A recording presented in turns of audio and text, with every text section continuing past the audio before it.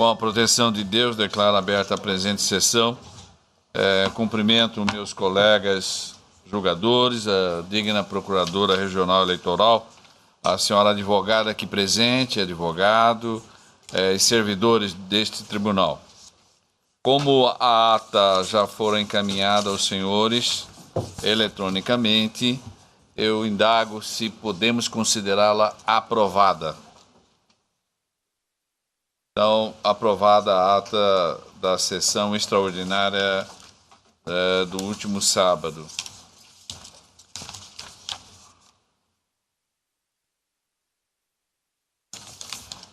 Temos aqui a anunciar, a participar a todos e a todas que o processo continua adiado em razão do pedido de vista. São respectivamente os processos 47.520, o 2.1, o 64.695, 2.2, o 43.494, 2.3. E foi retirado de pauta o processo 600.311, portanto, da pauta eletrônica, que é o item 1.1. Atendendo o pedido de preferência com sustentação oral em mesa para julgamento, processo da relatoria do Dr. Antônio Veloso Peleza Júnior, o processo 1.5 eletrônico, a pauta eletrônica é o 0600-852. O assunto é notícia de inelegibilidade superveniente, registro de candidatura, candidato ao cargo de deputado estadual. Nesse caso, a parte impugnante é a Procuradoria Regional Eleitoral. A parte impugnada é o Weiner Neves de Freitas. Com a palavra, o relator.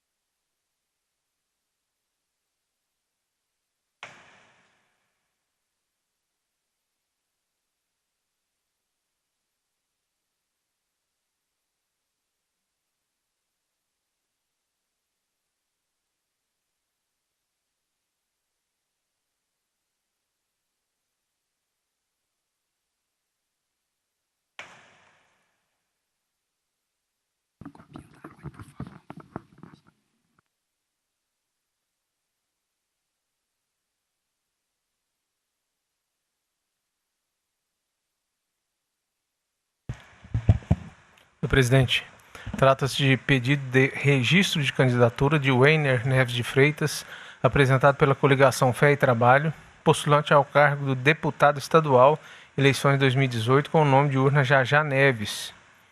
Publicado o edital, o Ministério Público Eleitoral tempestivamente atravessou impugnação ao pedido, consubstanciada na ausência de quitação eleitoral, tendo em vista a juntada aos autos de expediente remetido pela 20ª Zona Eleitoral, no qual informa a pendência que pesa sobre a parte requerente em relação ao processo 27680, cujo teor a condenou ao pagamento de multa eleitoral no valor de R$50 mil, até então não quitada.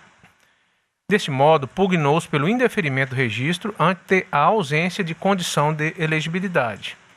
Antes de ser intimada, a parte impugnada acostou aos autos comprovante de adesão ao parcelamento da respectiva multa perante a Procuradoria da Fazenda Nacional, com a guia e o pagamento da primeira parcela, este último datado de 24 de julho de 2018.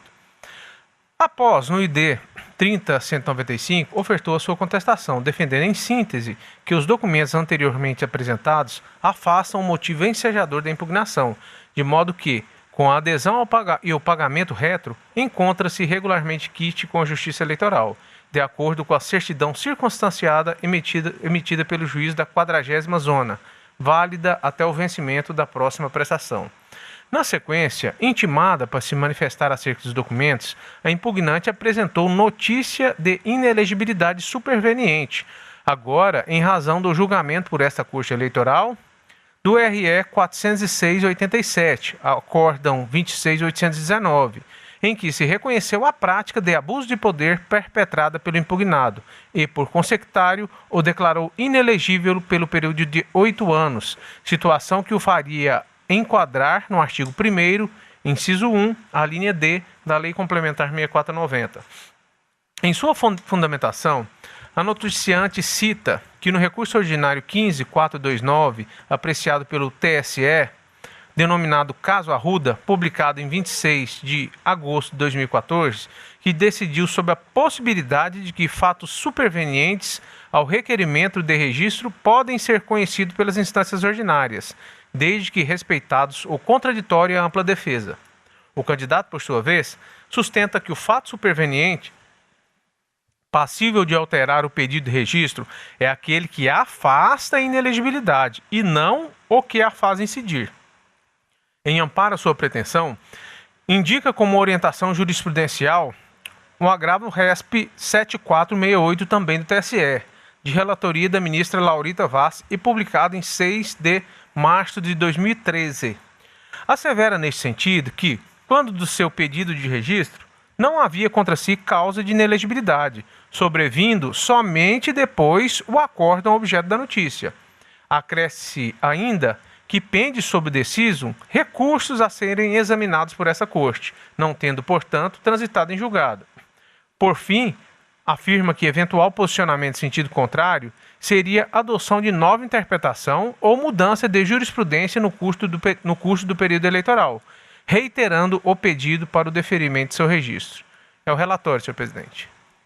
Cedo a palavra mas aí no caso, primeiramente, vou facultar a impugnante. Eu aguardo um minutinho, por gentileza. Obrigado, senhor presidente, doutor relator, insígnes julgadores, doutor advogado, senhores e senhoras presentes. Trata-se de notícia de inelegibilidade superveniente interposta em face de Weiner Neves, conhecido como Jajá Neves, em razão da publicação por essa corte de decisão em que foi reconhecido abuso de poder tanto por ele quanto por seu irmão e Ademar Jajá, conhecido como Ademar Jajá. E, nesse sentido, observa a Procuradoria Regional Eleitoral que é necessário se ater à nova jurisprudência sobre o tema do Tribunal Superior Eleitoral. É certo que, por muitos anos, o entendimento foi de que, de fato, a inelegibilidade deveria estar constituída no momento do registro para que pudesse ser reconhecida. No entanto, temos 2 acórdãos bastante recentes, um de 2014 e o outro de 2016, que reconheceram o avanço do entendimento do Tribunal Superior Eleitoral para que agora aquelas inelegibilidades que estejam presentes no momento da eleição, que é exatamente o caso aqui, ela já é conhecida e ela estará presente no momento da eleição e de fato também no momento da diplomação, ela seja reconhecida no momento em que se dá o registro de candidatura, que é o caso aqui dos autos.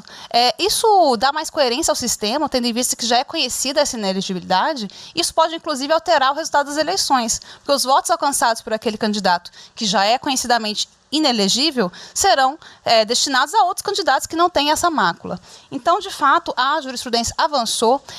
Faço uma analogia com o caso da AIME também, que também o entendimento do Tribunal Superior Eleitoral antigamente é que não era possível, por exemplo, na fraude de gênero, se alegar isso em AIME, e avançou, e hoje nós temos diversos casos em que isso já foi levantado e aqui até enfrentado por essa corte. É também um caso de avanço jurisprudencial. Temos um acórdão de 2014 e outros de 2016. Todos os entendimentos citados, acórdãos citados pela defesa, são anteriores a esses 2 que eu citei na notícia de inelegibilidade. Então, é fato também que é necessário atender 2 requisitos. O primeiro é que o reconhecimento se dê na instância ordinária, e com certeza se dará, se deu em verdade. E o segundo é que a inelegibilidade esteja presente no momento da eleição, e com certeza estará. Tendo em vista que o acórdão aqui já publicado e juntado aos autos, impôs a inelegibilidade por 8 anos. Então, com certeza se dará. Então, até por coerência ao sistema todo, para evitar que se dê uma eleição, gastos de campanha com dinheiro público, de pessoa que já se sabe que é inelegível, estará inelegível. Então, o tribunal avançou nesse sentido, afastando a imposição apenas por R-SED dessa questão e permitindo que seja levantado no momento do registro de candidatura. Portanto, aqui faz essa notícia e assevera o Ministério Público Federal, que é o caso, sim, de reconhecimento dessa inelegibilidade e indeferimento do registro. Obrigada, presidente. Agradeço a intervenção do impugnante. Eu passo a palavra agora ao advogado do impugnado. Excelentíssimo senhor presidente, desembargador Márcio Vidal, excelentíssimo senhor relator, doutor Antônio Peleja, excelentíssima senhora procuradora, doutora Maria Cristina Nascimento, demais membros da Corte. Como visto, trata-se de requerimento de registro de candidatura do candidato a deputado estadual, Jajá Neves. O edital de candidaturas, número 17/2018, previsto no artigo 35 da Resolução 23.548, foi publicado em 17/9, na edição 2709 do Diário da Justiça Eletrônica. Importa chamar a atenção para esta data, porque a Resolução 23.548 estabelece no seu artigo 35 um prazo de 5 dias a contar dessa publicação, ou seja, a partir de dia 18 de 9 de 2018, para que os legitimados apresentem impugnação nos pedidos de registro de candidatura formulados por partidos ou coligações. Temos, portanto, que no dia 22/8, expirou o prazo para apresentação das impugnações aos pedidos de registro de candidatura. E temos também o fato concreto de que no dia 3/9, a douta Procuradoria Regional Eleitoral apresentou notícia de inelegibilidade superveniente, alegando ser do conhecimento público e notório, em especial de sua excelência, o doutor relator, doutor Antônio Peleja, enquanto relator do recurso eleitoral 406/87, que na sessão plenária do dia 22/8 foi julgado tal recurso, ocasião em que essa Egrégia Corte declarou a inelegibilidade do candidato requerente para as eleições que se realizarem nos 8 anos subsequentes às eleições de 2016. Asseverou, então, a douta procuradora ser de rigor que o candidato incorre em causa de inelegibilidade estatuída no artigo 1º, inciso 1º, da linha D da Lei Complementar 64/90, o que afeta a sua capacidade eleitoral passiva, rememorando a redação do disposto citado. E eu reproduzo aqui, mas vou poupar os senhores da leitura. Acrescentou tratar-se de causa de inelegibilidade superveniente ao registro de candidatura, que pode ser conhecida perante as instâncias ordinárias, desde que observado o devido processo legal, o contraditório e a ampla defesa, conforme entra a orientação jurisprudencial do TSE, inaugurada no caso Arruda. Reproduziu a ementa do acórdão proferido no julgamento do recurso ordinário 154/29, da relatoria do ministro Henrique Neves, e requereu fosse indeferido o pedido de registro da candidatura de Weiner Neves de Freitas. Ocorre, entretanto, que antes, eu queria dizer que o doutor relator já relatou muito bem, tanto a tese da impugnante como a tese da defesa. Então, eu vou me ater a um único ponto que considero mais relevante, embora todos os nossos fundamentos estão detalhadamente trazidos na nossa manifestação quanto à impugnação. Ocorre, entretanto, que a teor da ressalva prevista no artigo 10, parágrafo 11 da Lei Eleitoral, relativa à alteração fática ou jurídica superveniente ao pedido de registro de candidatura, só se aplica para afastar a causa de inelegibilidade e não para fazê-la incidir. Esse é o ponto. São inúmeros os acórdãos citados na nossa manifestação, e é nisso que se insiste. Temos, portanto, que no caso em tela, o candidato requereu seu registro de candidatura em 15/8, ocasião em que reunia todas as condições de elegibilidade e não pesava sobre ele qualquer causa de inelegibilidade. A respeitável decisão desta Egrégia Corte, que reconheceu a prática de abuso do poder econômico, foi proferida em 22/8, portanto, em momento posterior ao pedido de registro subexame. Importa destacar que o venerável acórdão proferido contra a pessoa do candidato requerente decretou sua inelegibilidade, bem como a cassação do diploma de seu irmão, Ademar Freitas, eleito vereador em Várzea Grande nas eleições municipais de 2016. E, como se sabe, o acórdão proferido contra candidato requerente e seu irmão é uno e indivisível. Portanto, somente ingressará no mundo jurídico, enquanto decisão judicial, após o seu completo aperfeiçoamento, consoante preceito contido no artigo 257 do Código Eleitoral,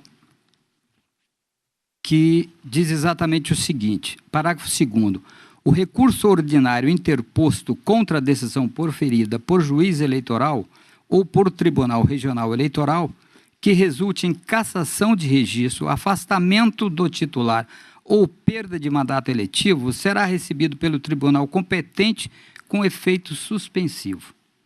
Assim, no caso do recurso 406/87, utilizado como fundamento para a notícia de inelegibilidade superveniente, que resultou na cassação do seu diploma e do seu irmão e, consequentemente, a sua perda de mandato eletivo, aplica-se perfeitamente o dispositivo legal acima reproduzido.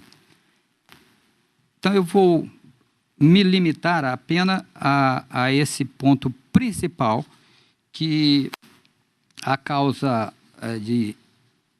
a ressalva contida no artigo aí, afasta a ineligibilidade. São situações que falta e não que inclua a ineligibilidade. No caso, ele estava elegível e a circunstância superveniente, o julgamento do recurso, tornou-o inelegível. Mas a literalidade do dispositivo, a ressalva faz referência às causas supervenientes que afastem a inelegibilidade. Eu estou inelegível, sobrevém uma causa que afasta a minha inelegibilidade e isso pode ser arguído, até porque em momentos posteriores é possível se arguir em recurso contra expedição de diploma, em ação de impugnação, mandato eletivo, ou seja, em oportunidades subsequentes, a alegada inelegibilidade superveniente, não sendo necessário sacrificar a candidatura de pronto, ainda mais quando se tem recursos ainda em tramitação e considerando que o recurso ele é uno e indivisível em relação ao requerente do registro de candidatura e o irmão que foi cassado vereador, e o recurso a ser interposto lá tem efeito suspensivo. Então, com essas breves observações,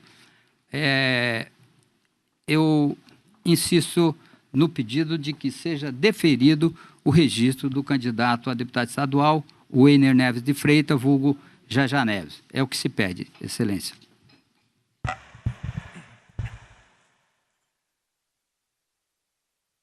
A palavra está com o relator para o voto.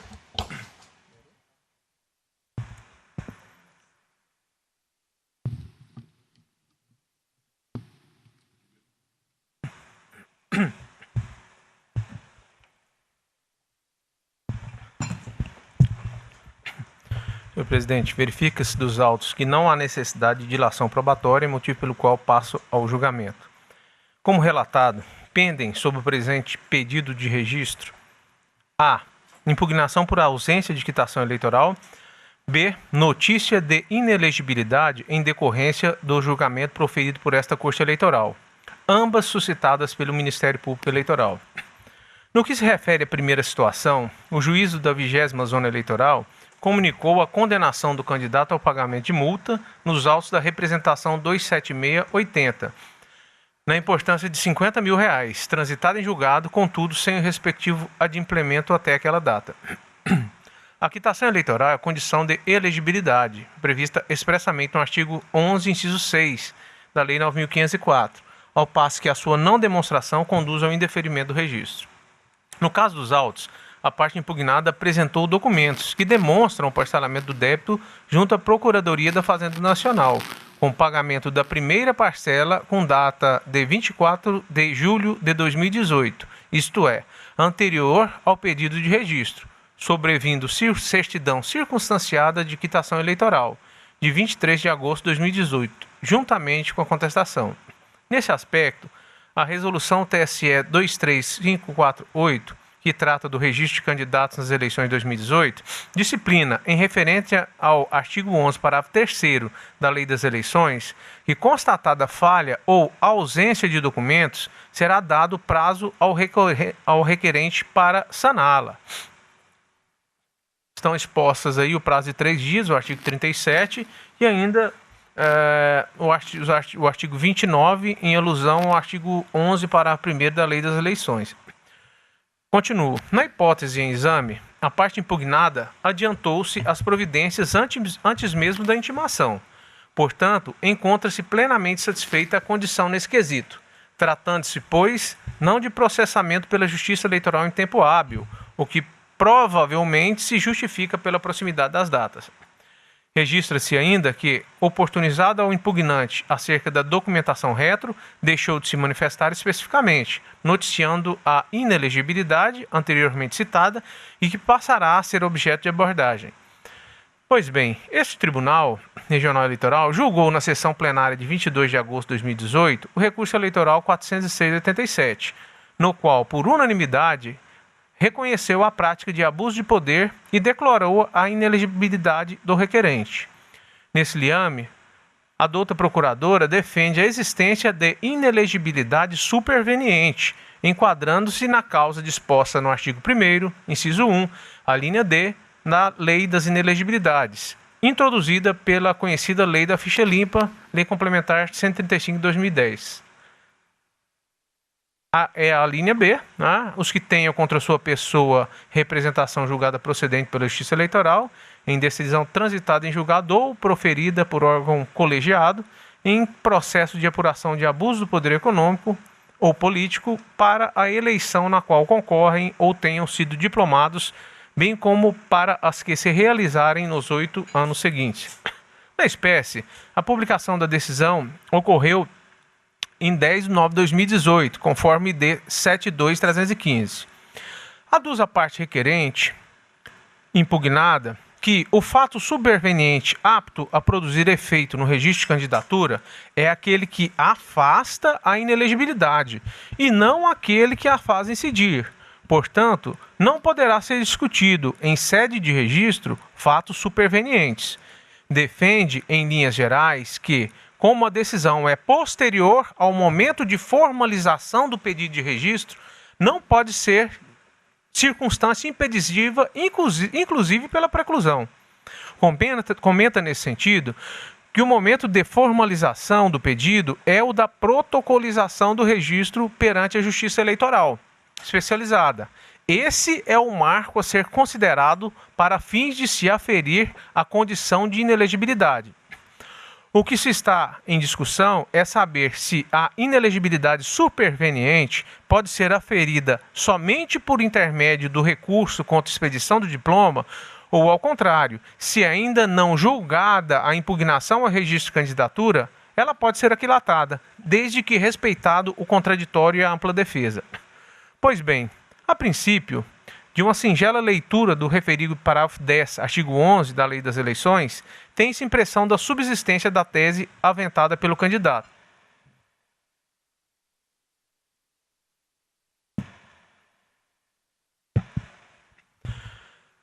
Faça a leitura. As condições de elegibilidade e as causas de inelegibilidade devem ser aferidas no momento da formalização do pedido de registro de candidatura, ressalvadas alterações fáticas ou jurídicas supervenientes ao registro que afastem a inelegibilidade.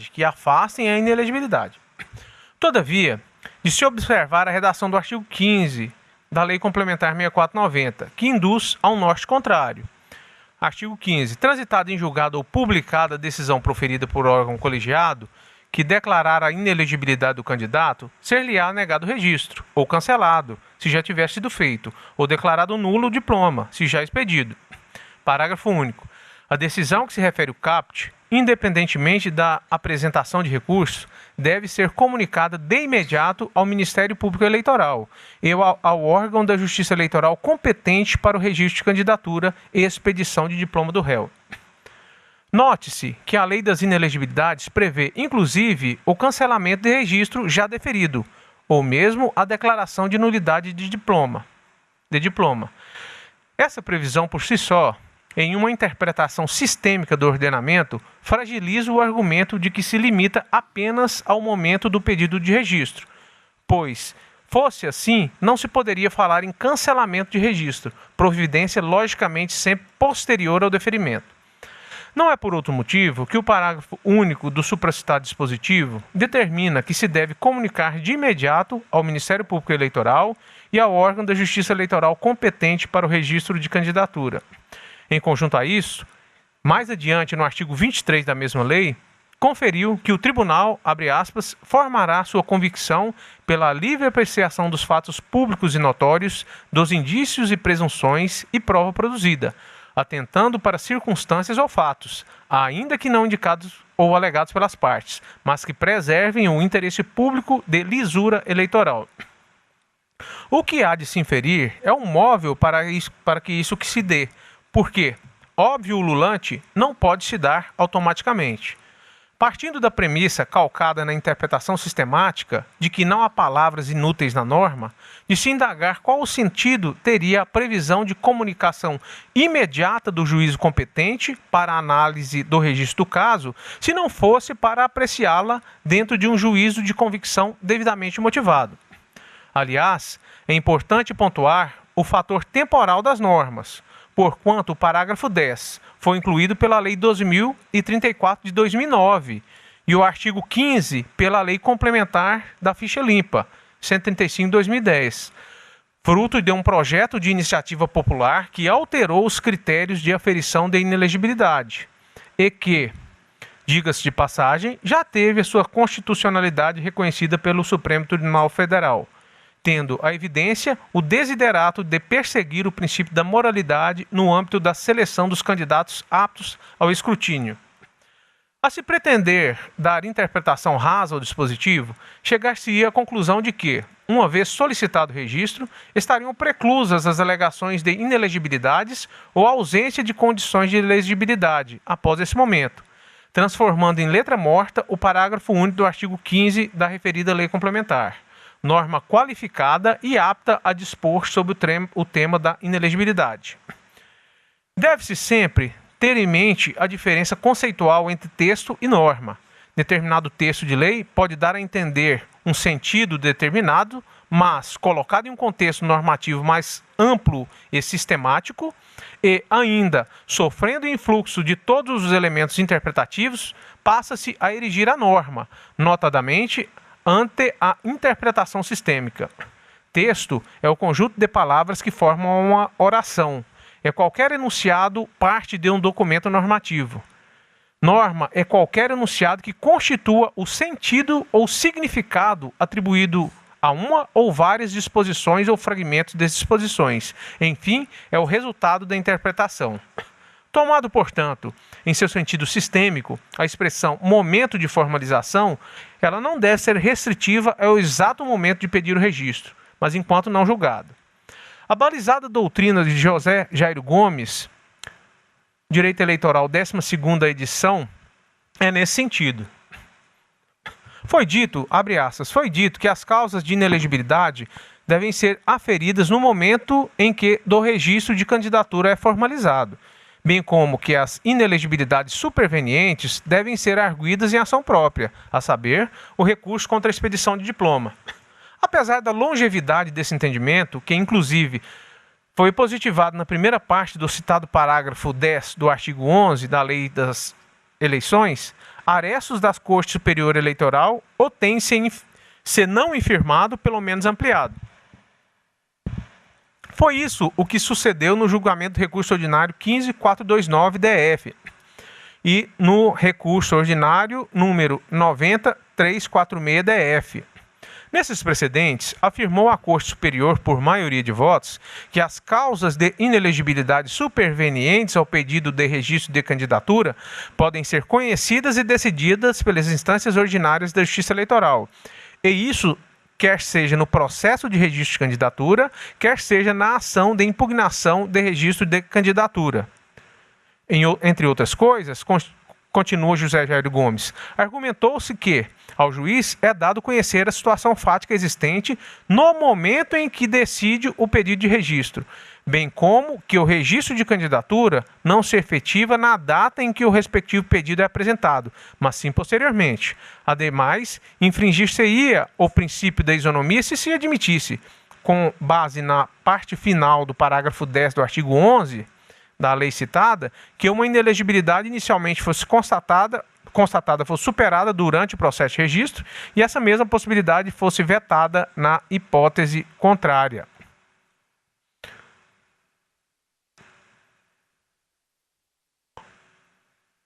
Ou seja, na hipótese em que a inelegibilidade surgir após o pedido de registro.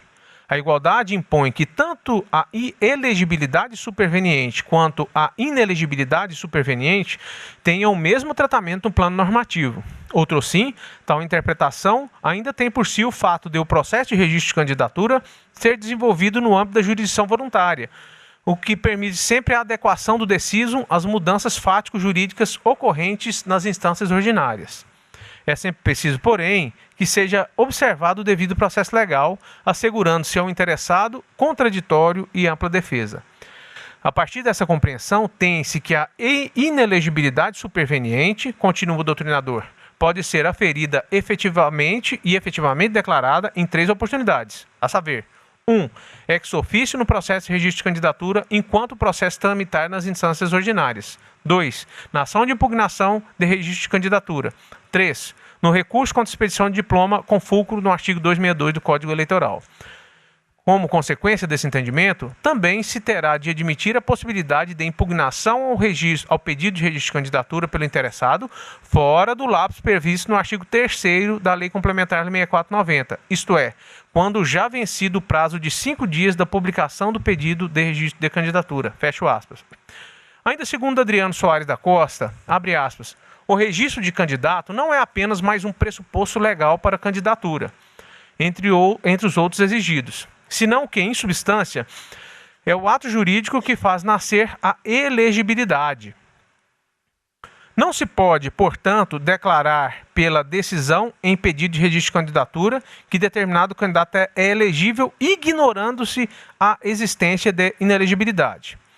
Não se ouvida a existência de precedentes em sentido contrário. Não se ouvida. No entanto, a Corte Superior Eleitoral vem trilhando em conformidade com o entendimento acima.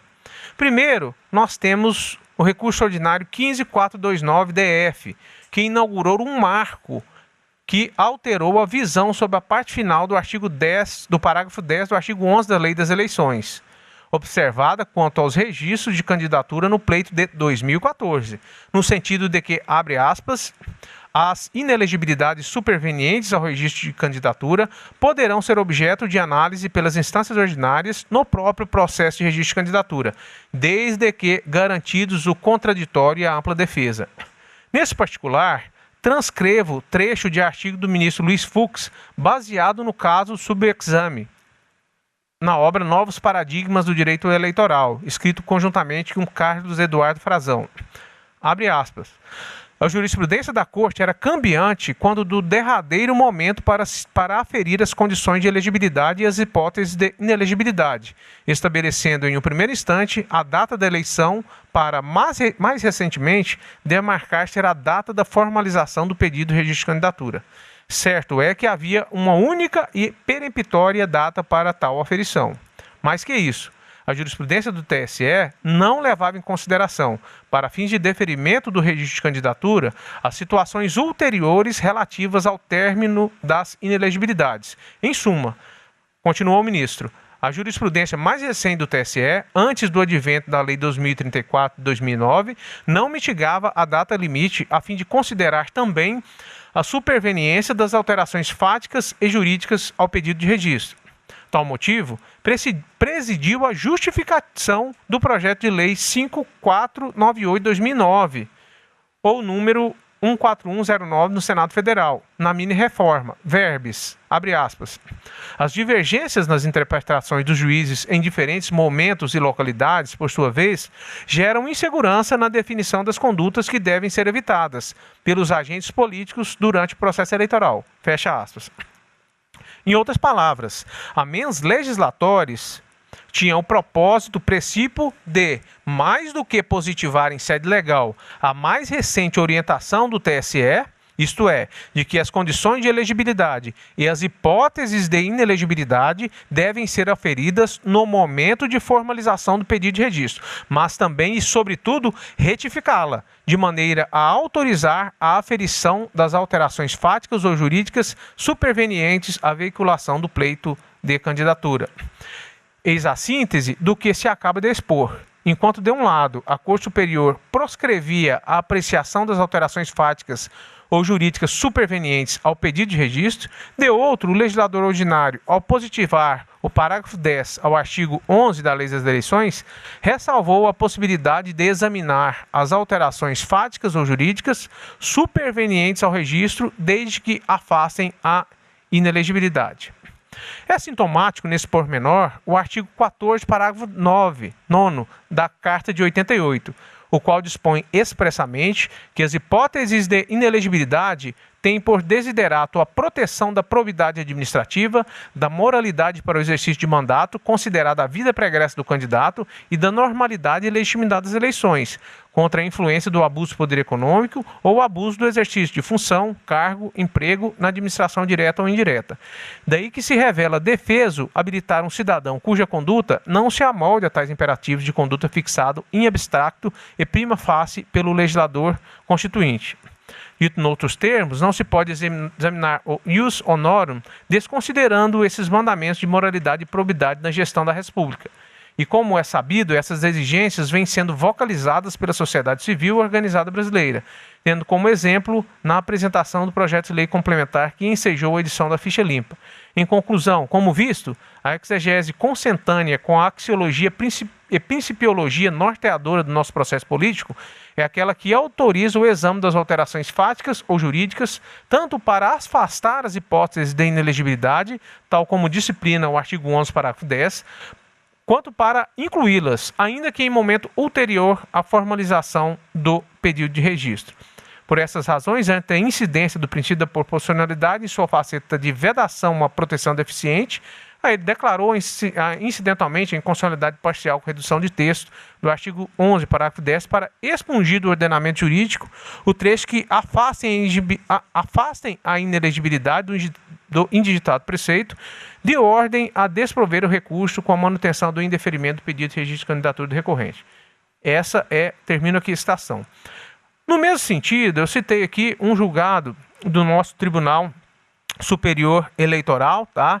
Ele é de 19 de dezembro de 2017, tá? Então, só para ler o caput da ementa, eleição 2016, em publicação posterior à data de formalização do registro, alteração fático-jurídica superveniente que atrai a inelegibilidade. Artigo 11, parágrafo 10 da Lei das Eleições. Princípio da indivisibilidade da chapa. Mitigação e impossibilidade de desprovimento. A parte em negrito no item 4, acerca da ressalva contida na parte final do aludido dispositivo, esta Corte Superior perfilhou o entendimento jurisprudencial no sentido de que a exegese consentânea com a axiologia e principiologia norteadora do processo político é aquela que autoriza o exame das alterações fático-jurídicas, tanto para afastar as hipóteses de inelegibilidade, como diz a lei, quanto para incluí-las ainda em momento ulterior à formalização do pedido de registro. Continuo. Nesta toada, filio-me ao entendimento já expressado pelo TSE que, ao contrário do alegado pelo candidato requerente, não se trata de inovação, sendo firmada a tese em eleições passadas. Aliás, o precedente invocado em sua defesa remete às eleições de 2012 e, por certo, ultrapassado.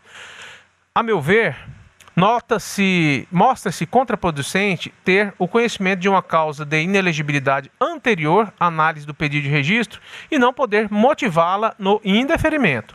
No quadro fático do momento, o fato é que este tribunal declarou a inelegibilidade de Weiner Neves de Freitas por 8 anos e retirou-lhe a capacidade eleitoral passiva. Anota-se que, em referente à literalidade da alínea D, inciso 1, artigo 1º, Lei Complementar 6490, que não é necessário o trânsito em julgado quando se tratar de decisão proferida por órgão colegiado, como se apresenta o caso em voga. No que se refere à alegação do artigo 257, parágrafo 2º do Código Eleitoral, como óbvio a aplicação do argumento que se expôs, ela não vinga, porque se refere a momento a posteriori à presente fase. Deste modo, a soma das circunstâncias fático-jurídicas, os elementos contidos na norma com o posicionamento da jurisprudência e doutrina são conducentes ao indeferimento do pedido de registro, pois chegam à conclusão deste relator em momento oportuno à análise do pedido. Em face ao exposto, afasto a ausência de quitação eleitoral, mas, considerando a notícia de inelegibilidade superveniente apresentada pelo Ministério Público Eleitoral, decorrente da condenação imposta nos autos do recurso eleitoral 406/87, indefiro o pedido de registro de candidatura de Weiner Neves de Freitas, apresentado pela coligação Fé e Trabalho, para concorrer ao cargo de deputado estadual nas eleições de 2018. É como voto, senhor presidente. Dr. Luiz Aparecido Bortolucci Júnior. Acompanhe o relator, senhor Desembargador presidente. Pedro Sakamoto. Dr. Ulisses Rabaneda dos Santos. Senhor presidente, cumprimento o doutor advogado, cumprimento a douta procuradora. E, de fato, uma leitura do parágrafo 10º do artigo 11 da Lei das Eleições encaminha para uma conclusão de que na formalização do registro de candidatura é que são aferidas as condições de elegibilidade e a existência ou não de causa de inelegibilidade. Esta é o que consta expressamente no dispositivo legal, né? Que consta, aspas, as condições de elegibilidade e as causas de inelegibilidade devem ser aferidas no momento da formalização do pedido de registro de candidatura, ressalvadas as alterações fáticas ou jurídicas supervenientes ao registro que afastem a inelegibilidade. De modo que uma leitura isolada do dispositivo leva a uma única conclusão, que após formalizado o pedido, as alterações fáticas e jurídicas que podem ser levadas em consideração é só uma, que afasta a inelegibilidade. Contudo, o TSE, de fato, em 2014, no caso Arruda, decidiu que a interpretação do termo formalização do pedido de registro não deve se interpretar como o protocolo em balcão, mas sim dentro do trâmite do processo de registro perante as instâncias ordinárias. Houve, inclusive, nesse julgamento, proposta para se declarar inconstitucionalidade da parte final desse dispositivo, né? Quando extraindo do dispositivo o trecho que afastem inelegibilidade. O ministro Luiz Fux votou dessa maneira, dizendo que havia violação aqui à proteção efetiva, né, que a Constituição traz dentro do postulado da proporcionalidade. De modo que de lá para cá, como bem consignou o relator, presidente, nós não tivemos uma outra decisão do TSE que revigorasse, que repristinasse aquele entendimento que foi superado. Muito pelo contrário.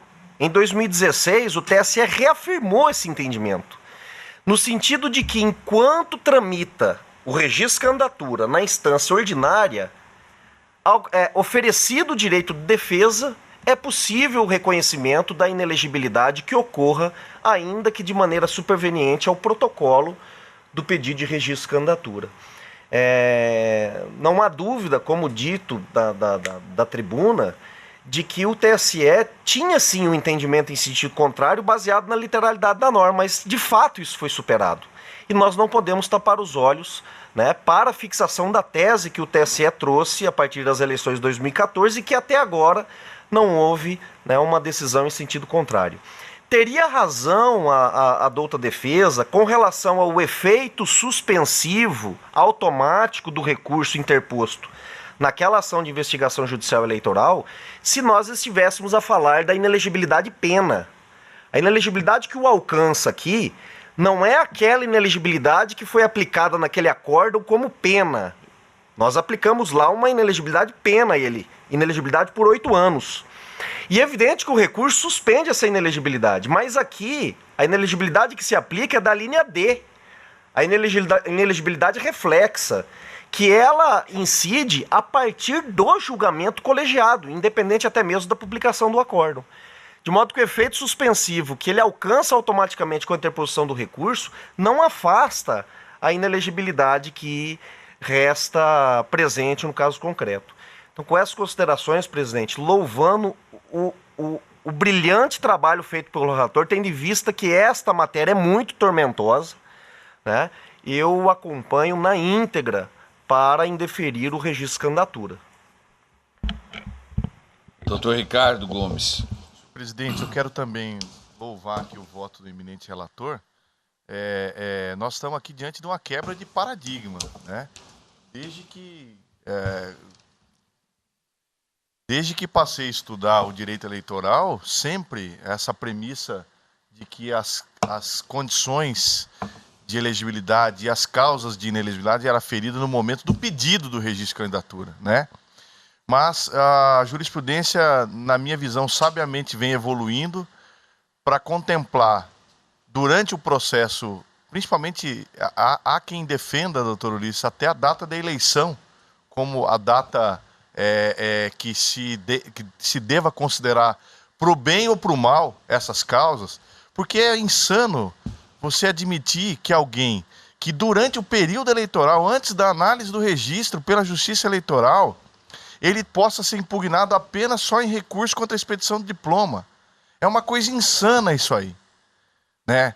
E portanto, essa evolução jurisprudencial, a meu ver, vem a dar uma interpretação muito mais consentânea ao que a sociedade precisa. De modo, senhor presidente, que eu aqui acompanho a íntegra do voto do eminente relator e registrando aqui os parabéns pelo estudo tão profundo que o relator teve que fazer para trazer essa matéria hoje a julgamento. Ricardo, se me permite um complemento, a jurisprudência ela evoluiu, né? Aqui, no caso concreto, evidentemente aplicando-a em prejuízo de quem pretende ser o candidato. Só que ela também já veio em benefício de quem pede o registro. Veja que o parágrafo 10º do artigo 11 da Lei das Eleições também diz que as condições de elegibilidade é na data da formalização do pedido de registro. E o que pode ser afastado de maneira superveniente, segundo o artigo, são as causas de inelegibilidade. Então, o que se tinha na jurisprudência antigamente? Que quem não tinha quitação eleitoral no momento do protocolo do registro de candidatura, ainda que no curso do processo de registro viesse a ter a quitação eleitoral, o registro era indeferido. E isso também evoluiu. Também evoluiu para o bem. Evoluiu para o bem, e se você fizer uma análise literal do dispositivo, você estaria dizendo que seria uma evolução contra a legis? Não. Foi uma evolução com uma interpretação sistemática, para o bem do candidato que pede o registro. Aqui, né, é evidente, o candidato que pede o registro está tendo o registro indeferido. Então, a interpretação ela não está sendo simplesmente de um lado da moeda. Ela, efetivamente, ela tem sido dos dois lados, né? Doutora Vanessa. Senhor presidente, parabenizo o relator pelo didático voto, muito bem elaborado, substancioso, e acompanho integralmente o voto proferido pelo relator. Também vou aderir o voto do digno relator. Com isso, proclama o resultado. O tribunal, por unanimidade, afastou a ausência de quitação eleitoral e acolheu a inelegibilidade superveniente e, consequentemente, notícia e indeferiu o pedido de registro de candidatura de Weiner Neves de Freitas, nos termos do voto do doutor relator. Trago à mesa o julgamento do processo 1.6, do processo judicial eletrônico 0600-802. Notícia de inelegibilidade superveniente e registro de candidatura candidato ao cargo de deputado estadual, Procuradoria Regional Eleitoral, a parte impugnante. A parte impugnada é Ana Virgínia Achas de Oliveira Macedo. Doutor Ricardo Gomes de Almeida, que é o relator, está com a palavra. Vai haver a manifestação da Procuradoria, como também do impugnado. Não vai haver, né? Sustentação oral, então não, só... Né?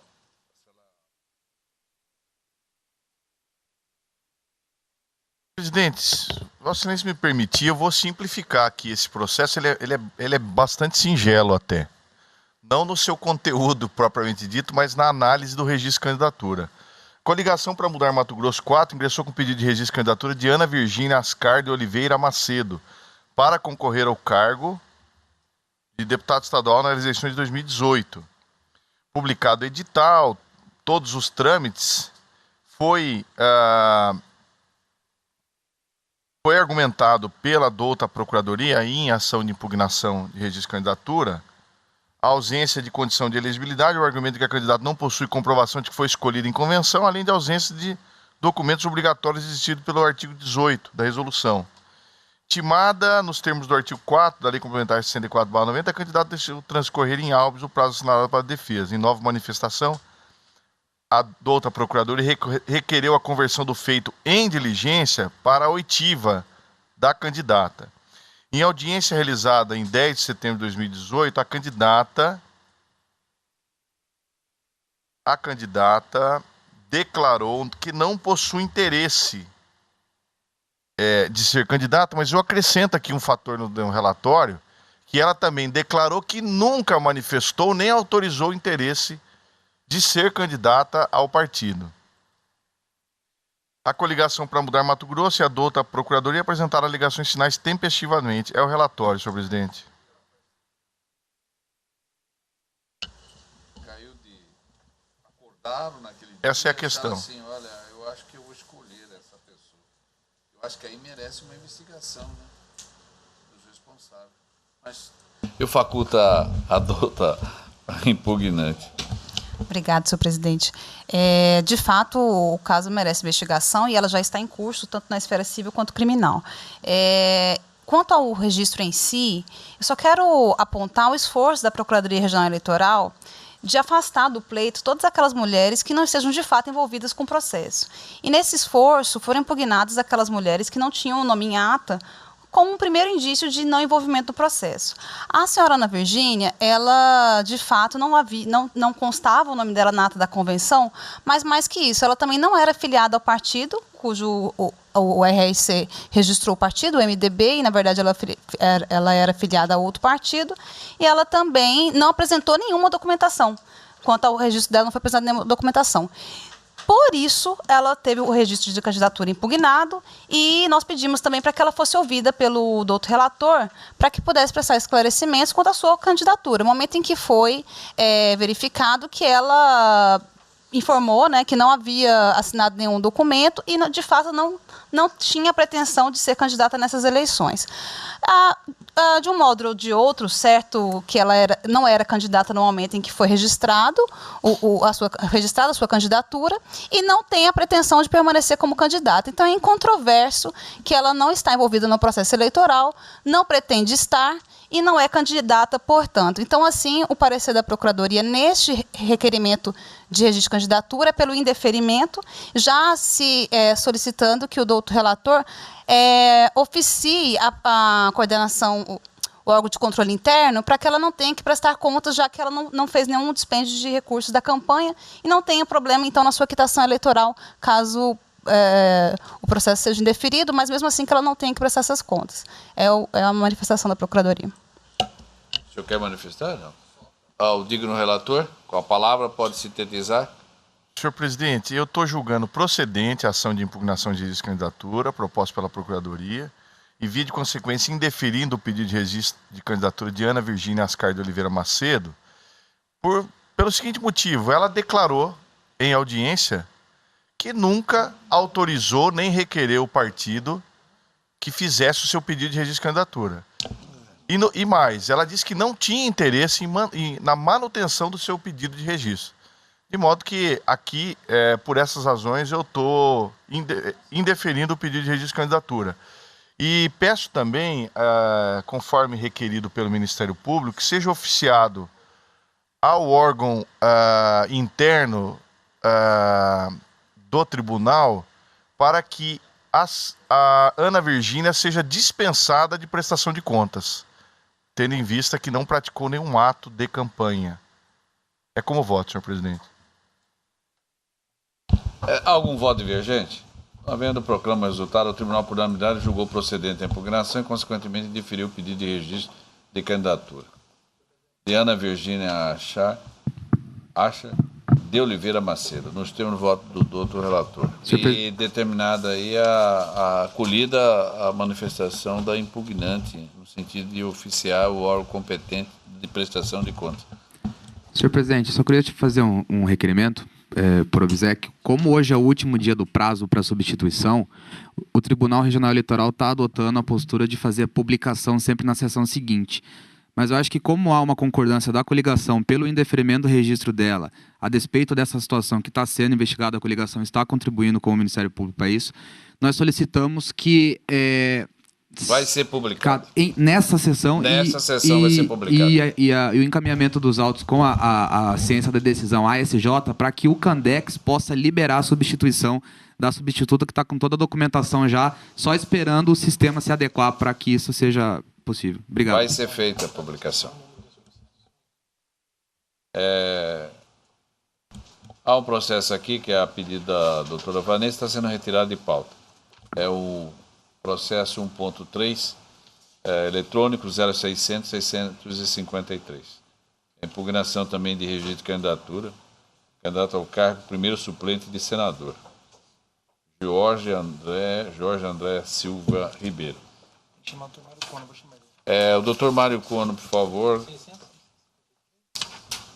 Tem um processo da sua relatoria, o processo 0600-873.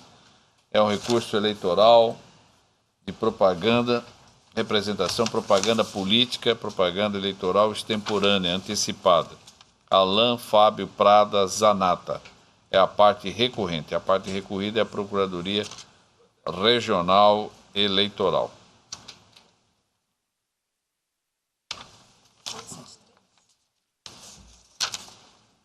(873), isso mesmo.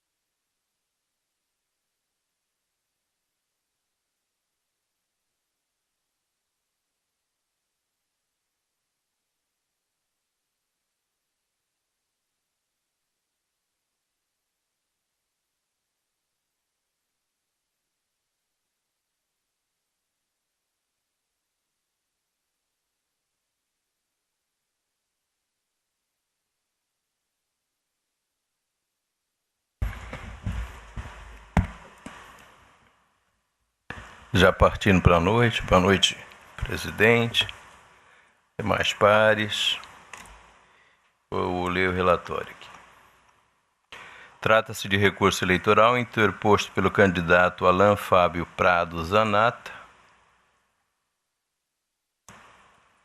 Espera um pouquinho.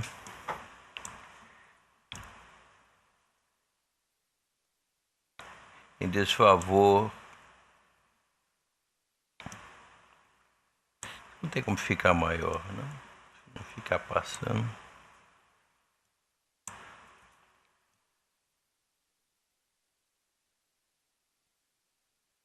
Cá. Senão toda hora tem que correr a barra para cá e para lá. Como é que eu deixo ela inteira aqui?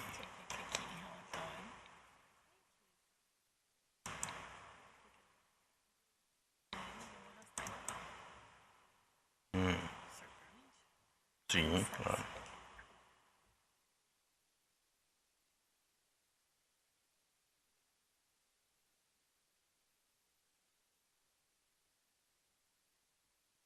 E por aqui.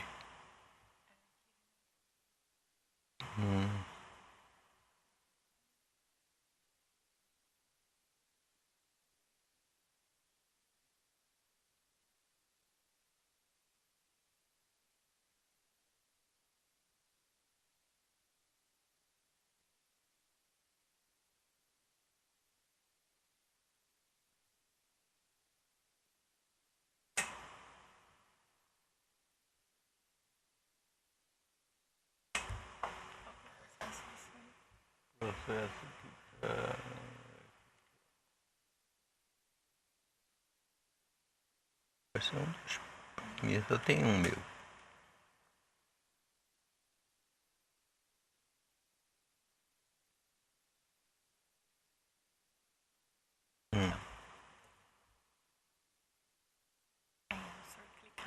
Aqui? É que o senhor tá mexendo ali. Então vai. Fica só o C.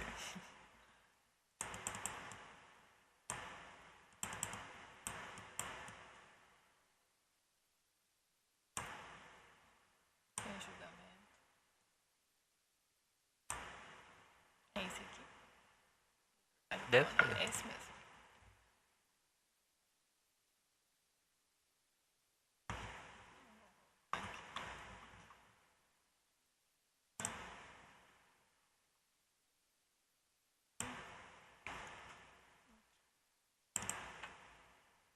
Agora tá tudo ali. Tormenta, boa. Fica melhor. Aqui.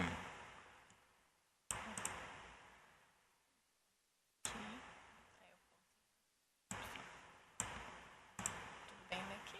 Agora tá ótimo. É um probleminha aqui na tecnologia, naquela peça que fica na frente do computador. Trata-se de recurso eleitoral interposto pelo candidato Alan Fábio Prado Zanata em desfavor da Procuradoria Regional Eleitoral, em face da decisão monocrática terminativa proferida por este magistrado, a qual julgou procedente o pedido formulado pela recorrida, que pugnou pela condenação nas sanções por divulgação de propaganda extemporânea. Em suas razões recursais, o recorrente alega resumidamente que as postagens divulgadas por ele, Fábio Zanata, em seu perfil de Facebook, não teriam ultrapassado os limites definidos pelo artigo 36A da Lei das Eleições. Ademais, o recorrente aduziu que, de uma simples análise do material apresentado pelo recorrido, verifica-se que o recorrente fez menção à sua pré-candidatura, a intenção de fazer a diferença com relação aos atuais políticos, divulgou seu posicionamento sobre o momento político e pediu apoio político, o que não é proibido pela legislação vigente. Ademais, registrou que em suas postagens haveria tão somente pedido de apoio político, o que não poderia ser confundido com propaganda eleitoral extemporânea, na qual é exigido o pedido explícito de voto ou a referência direta ao pleito ou ao cargo em disputa. Por fim, seu pedido pugnou pelo recebimento e provimento do recurso para a reforma da decisão atacada. instado a contrarrazoar o recurso, o parquê apresentou a referida peça intempestivamente. É o relatório. Não há sustentação oral. Não sei se a senhora gostaria de manifestar, por favor. Obrigada, senhor presidente. Eu só quero destacar um ponto, que esta corte já fez o seu julgamento com relação a essas manifestações bem similares a esse caso. Em abril deste ano, fizemos a juntada do acórdão da lavra do doutor Peleja, em que o pedido também é mais do que apoio político, como aqui também é mais do que apoio político. As palavras aqui utilizadas, inclusive as expressões, foram bastante incisivas. Destaco, por exemplo, abre aspas, com o poder que vocês possuem, me elegendo, posso fazer muito mais, fecha aspas. Outra expressão, abre aspas, agora sou pré-candidato a deputado estadual e, assim como você, quero fazer a diferença. Você com o seu voto e eu no cargo, fecha aspas. E também, abre aspas, tenho propostas diferentes que vão dar certo, mas preciso da ajuda de vocês. Fecha aspas. Então, no sentido que já foi aqui discutido nesse precedente e também na jurisprudência, que sempre fazemos questão de fazer constar aqui e registrar aquele acordo de 2016 em que assentou-se que não é necessária a expressão vote em mim para que seja caracterizada a propaganda antecipada, mas aqui vamos além, porque houve sim o pedido explícito e em conteste com relação à expressão você com seu voto. Nesse sentido, a decisão exarada em primeiro grau foi absolutamente correta e o Ministério Público Eleitoral aqui requer o desprovimento do recurso eleitoral interposto. Eu vou, resumidamente, falar sobre o voto. Segue o brilhante parecer que acabou de ser exposto e estou negando provimento ao recurso, mantendo a sentença. Todos estão de acordo, principalmente o doutor Peleja, depois da citação do acordo. Então, eu proclamo o resultado. O tribunal, por unanimidade, negou o provimento ao recurso nos termos do voto do doutor relator, em consonância, não é em consonância, ela é parte recorrida, é parte. Desproveu. Negou o provimento ao recurso. Nos termos do voto do doutor relator. Ponto. Em mesa, um outro processo. Eu agradeço a participação do colega.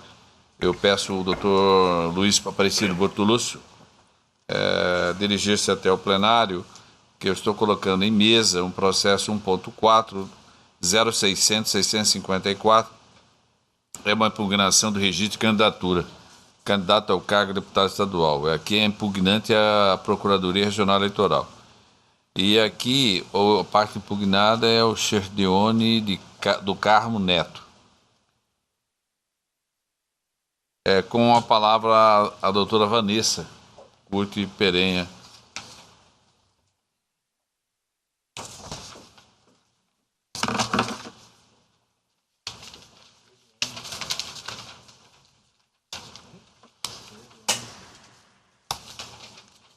Gerdione. A coligação Redefinindo Mato Grosso ingressou com requerimento de registro da candidatura de Gerdione do Carmo Neto para concorrer ao cargo de deputado estadual eleições 2018, sob o número 54151.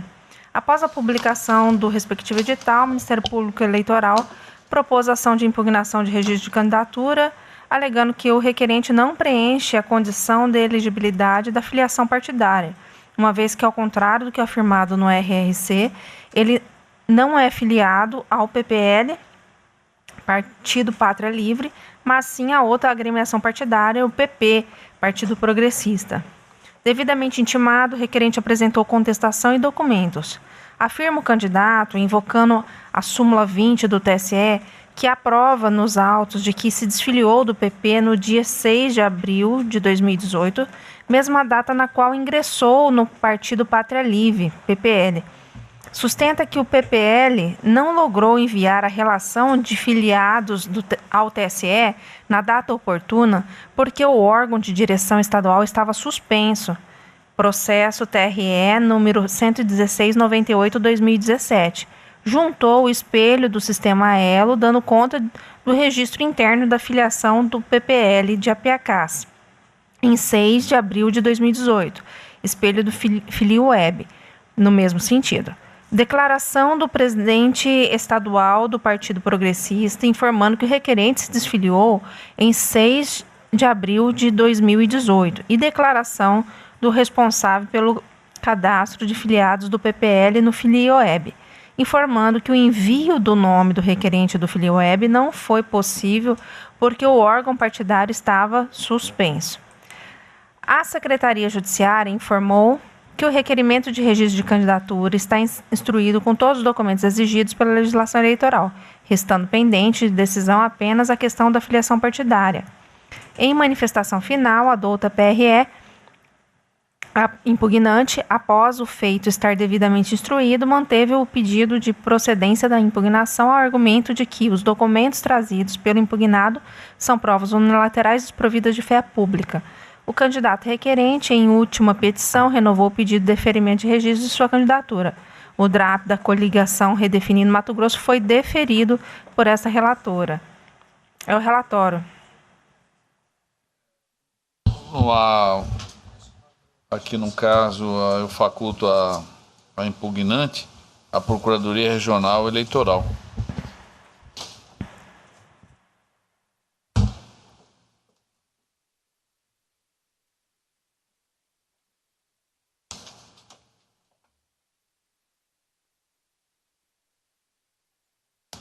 O processo é o 0600-654, uma impugnação impugnada é o Gerdeone do Carmo Neto.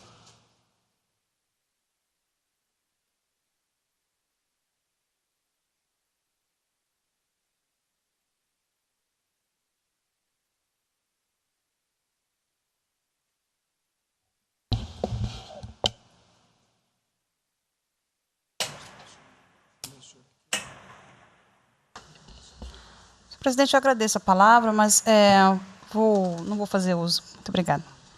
A palavra está com a relatora. No presente caso, assim como já me manifestei em situações anteriores, bastante parecidas, as circunstâncias levam ao reconhecimento da intenção do candidato requerente e de seu partido político, Partido da Pátria Livre, em estabelecer a relação jurídica da filiação partidária, existente desde 6 de abril do corrente ano. Ainda que não sejam levados em consideração os registros internos efetuados pelo PPL no sistema Elo e Filiweb, é fato que o requerente trouxe aos autos declaração do presidente estadual do Partido Progressista, PP, informando que o senhor Gerdeone manifestou interesse em deixar a agremiação em abril deste ano, pelo que desde já se afasta a suspeita de que fosse filiado a outro partido senão o PPL. Ademais, no ID 50870, consta a prova de que a comissão provisória do PPL em Mato Grosso estava suspensa em abril do corrente ano por decisão judicial, processo TRE número 11698/2018, classe prestação de contas, o que lhe impedia de enviar ao TSE novas inscrições por meio do Filioeb. Tal suspensão, como reconhecido pela douta Procuradoria, só veio a ser revogada em 30 de julho de 2018, quando não havia mais tempo para o partido enviar as listas de filiação. Independente de todas essas nuances, certo é que o comportamento do candidato demonstra o seu liame jurídico à agremiação, PPL. O fato de os documentos trazidos não terem, juridicamente falando, a chamada fé pública, não os torna imprestáveis para o fim aqui perquirido, de comprovação da filiação do requerente. Já mencionada a súmula 20 do colendo do TSE admite outros meios de prova, desde que lícitos, obviamente. Como dito em outras oportunidades, essas questões de filiação partidária de candidatos devem ser analisadas caso a caso, sendo extremada a posição de que não devem ser aceitas provas unilaterais de filiação. Com essas considerações, julgo improcedente a ação de impugnação de registro de candidatura proposta pelo Ministério Público Eleitoral, pelo que defiro o pedido de registro de candidatura de Gerdeone do Carmo Neto ao cargo de deputado estadual, eleições 2018, sob o número 54151, e o nome para a urna Gerdeone Neto. É como voto. Ela está deferindo o registro. Eu consulto o doutor Antônio Veloso, beleza, Júnior? A relatora. Ao doutor Luiz Aparecido Bortolucci Júnior. Com a relatora, senhor. Desembargador Pedro Sakamoto. Bem, senhor presidente, com a relatora. Doutor Ulisses Rabaneda dos Santos. Doutor Ricardo Gomes de Almeida. A unanimidade julgou improcedente a impugnação e, consequentemente, deferiu o pedido de registro de candidatura de Gerdeone do Carmo Neto, nos termos do voto do doutor relator. Peço ao diretor para publicação de acordo. Publicação em sessão. Processos julgados na sessão 8.608, no dia 15 de setembro de 2018. Acordo número 26.920, processo 0600-707-74. Acordo número 26.921, processo 0600-695-60. Acórdão 26.922, processo 0600-713-81. Acórdão 26.925, processo 0600-749-26. Processos julgados na sessão número 8.609, no dia 17 de setembro de 2018, hoje. Acórdão número 26.923, processo 0600-802-07. Era isso, senhor presidente.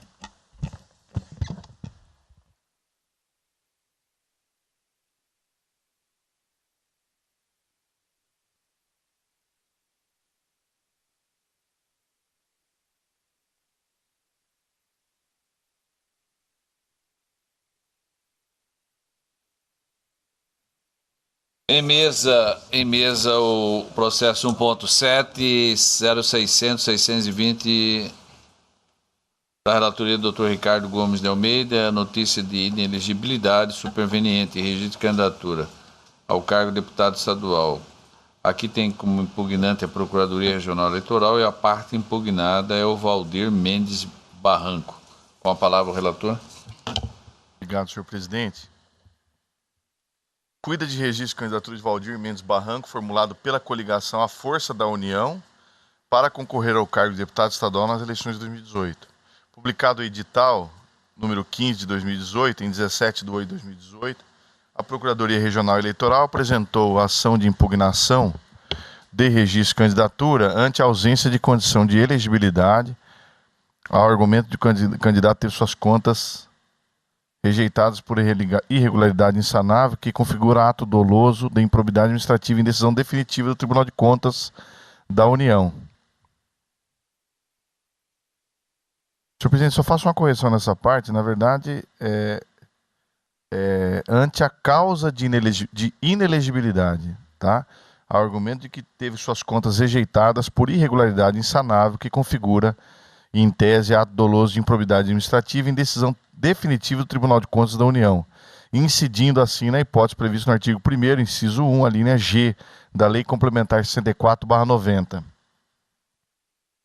Argumenta que as decisões definitivas do Tribunal de Contas da União referem-se aos processos de prestação de contas anuais da Superintendência Regional do Instituto Nacional de Colonização e Reforma Agrária no Estado de Mato Grosso, INCRA, relativas aos exercícios de 2013 e 2014, quando o impugnado era o superintendente da instituição. Intimado nos termos do artigo 4º da Lei Complementar 64/90, o candidato apresentou defesa alegando, em síntese, que as contas rejeitadas referem-se aos exercícios de 2013 e 2014, quando o impugnado exercia o cargo de superintendente regional do Instituto Nacional de Colonização e Reforma Agrária do Estado de Mato Grosso, INCRA, e, não obstante a referendada rejeição,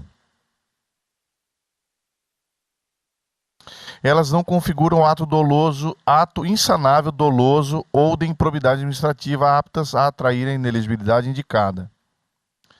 Assevera que a rejeição das contas foi ocasionada, sobretudo, por carência de estrutura física, orçamentária e de servidores naquele órgão e que a multa imposta está sendo questionada perante a Justiça Federal, ainda pendente de decisão. A Secretaria Judiciária desse tribunal informou que o requerimento de registro de candidatura está instruído com todos os documentos exigidos pela legislação eleitoral e não existindo qualquer pendência a ser sanada. com base no artigo 40, parágrafo 2º da resolução do TSE 23548 de 2017, foi deferidas as diligências requeridas pela impugnante, tendo aportado aos autos novos documentos, devidamente intimados para apresentação de alegações finais no prazo comum de 5 dias, o impugnado apresentou sua peça final, oportunidade na qual reitera os argumentos apresentados em contestação e requer o desentranhamento dos documentos de ID números, aí tem uma série de números aqui, por afirmar serem estranhos à lide, requerendo ao final o indeferimento da impugnação com o consequente deferimento do registro pleiteado. A douta Procuradoria apresentou suas alegações finais tempestivamente, opinando pelo indeferimento do presente registro. É o relatório, senhor presidente. Quer fazer o uso da palavra? Faculta o uso da palavra pela Procuradoria. Muito obrigado, senhor presidente, doutor relator, julgadores. Eu quero destacar nesse caso que a tese defensiva ela verte-se em duas argumentações. Inicialmente, ele disse que as irregularidades não são insanáveis e que também não haveria dúvida quanto ao seu dolo em relação às condutas que foram abordadas e julgadas no TCU. Ocorre que, não obstante essa tese defensiva ter sido veiculada, é preciso destacar que o impugnado reiteradamente alegou isso, só que ele alegou que não responde nenhuma ação de improbidade, porque de fato ele não agiu com dolo e não cometeu nenhuma conduta ímproba. Ele responde mais que isso, ele responde uma ação penal proposta pelo Ministério Público Federal, em razão de não responder reiteradamente às solicitações e requisições para que prestasse informações sobre a autarquia. Ele foi tão omisso na prestação dessas informações que chegou ao ponto do Ministério Público Federal ter que começar a entregar em mãos os ofícios para que ele se manifestasse e ainda assim ele não respondia e se mantinha inerte. Então essa negativa de prestação de informações foi com certeza um dos motivos que dificultou a propositura de qualquer ação de improbidade administrativa. E fiz constar aqui nas alegações finais, o número da ação penal, ele responde pelo artigo 10 da Lei de Ação Civil Pública, que diz que constitui crime com pena de reclusão de 1 a 3 anos o retardamento e omissão de dados técnicos indispensáveis à propositura de ação civil, quando requisitados pelo Ministério Público. Então, ele foi denunciado por 11 vezes na forma do artigo 71, crime continuado, e 28 vezes na forma do concurso formal. Essa omissão deliberada também foi constatada no TCU. Isso é importante porque a primeira vez que o TCU analisou as contas, ele de fato disse que seriam regulares uma análise superficial. Mas o processo voltou ao TCU e o ministro relator, Weber de Oliveira, constatou, após uma análise mais apurada do caso, que o primeiro relatório de gestão apresentado havia sido elaborado em total dissonância com o conteúdo estabelecido pela decisão normativa do TCU 127 de 2013, com expressiva omissão de diversas informações relevantes ordinariamente requeridas às contas em análise. São palavras do ministro relator do TCU. E nesse acórdão, que foi o que prevaleceu e é irrecorrível, assentei isso lá na manifestação, ele diz, abre aspas, o senhor Valdir Mendes Barranco foi então chamado em audiência pelo descumprimento de norma emanada deste tribunal em razão da expressiva omissão de informações no relatório de gestão. Fecha aspas. Então, veja, ele não satisfeito em não prestar as informações ao Ministério Público, claramente querendo se afastar de qualquer responsabilidade civil e improbidade administrativa, também negou informações ao TCU. Certo de que depois poderia alegar, como faz agora, que, na verdade, foram meras irregularidades e que o TCU agora faz apenas um puxão de orelha. As palavras são da defesa. Então, ele alega agora que esse acordo do TCU é um puxão de orelha, que não houve dolo. Mas eu quero lembrar que, segundo o TSE, esse dolo é genérico. Ou seja, não é necessário que o dolo seja específico na conduta que foi questionada lá no TCU. E há, então, precedente nesse sentido. A residência do impugnado corroboram que os fatos apurados excedem a desorganização contábil ou a simples negligência. Isso foi constado no acórdão. Eles disseram o seguinte: não basta a mera alegação genérica de que eu tenho poucos servidores, então, nesse sentido, eu posso dizer que eu não tenho como prestar informações. O TCU afastou isso, afastou essas alegações genéricas e confirmou diversas vezes, em diversos momentos, que as irregularidades são graves e que ele, inclusive, se negou a prestar informações ao TCU. E ele disse, e o TCE diz, a mera violação do dever de ilegalidade, em razão de as irregularidades afrontarem o artigo 37 da Constituição da República, caracterizam a prática de ato doloso de improbidade administrativa, RO 70.311. Portanto, é o entendimento do TSE nesse sentido. E também de que basta o dolo genérico para a incidência da inelegibilidade da linha G, e que a boa-fé e a honestidade não o afastam. Também, nesse RO ficou registrado isso. Por todo o exposto, então, o Ministério Público, absolutamente convicto, pede o indeferimento do registro em tela. A palavra volta para o relator. Obrigado, senhor presidente. Eu queria inicialmente destacar a corte, até para facilitar a análise do plenário, que esse caso, de fato, há uma decisão irrecorrível do Tribunal de Contas da União, relativa aos anos de 2013 e 2014, que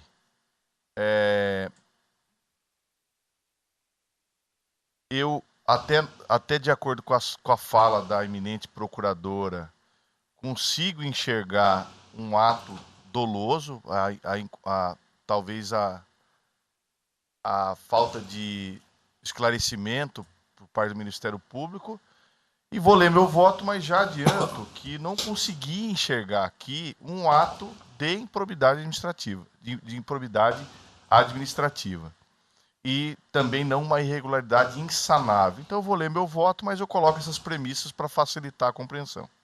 Conforme relatado, trata-se de ação de impugnação de registro de candidatura em face de Valdir Mendes Barranco, candidato ao cargo de deputado estadual nas eleições de 2018, em razão da inelegibilidade prevista no artigo 1º, inciso 1, a linha G, da Lei Complementar 64/90. A matéria trazida nos presentes autos tem como substrato fático a rejeição de contas referente ao exercício 2013 e 14 da Superintendência Regional do INCRA, Mato Grosso, na gestão do senhor Valdir Mendes Barranco. As referidas contas foram rejeitadas por decisão irrecorrível do Tribunal de Contas da União, acórdão 1881 de 2017, processo número TC 020.203/2014-4, exercício 2013, e acórdão número 440/2012, processo número TC 027.622/2015-0, exercício 2014, o que faria incidir, segundo a impugnante, o disposto no artigo 1º, inciso 1, a linha G da Lei Complementar 64/90, que assim estabelece.